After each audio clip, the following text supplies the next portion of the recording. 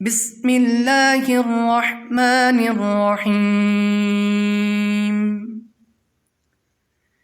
إذا زلزلت الأرض زلزالها وأخرجت الأرض أثقالها وقال الإنسان ما لها يومئذ تحدث أخبارها بأن ربك أوحى لها يومئذ يصدر الناس أشتاتا ليروا أعمالهم فمن يعمل مثقال ذرة خيرا يره ومن يعمل مثقال ذرة شرا يره.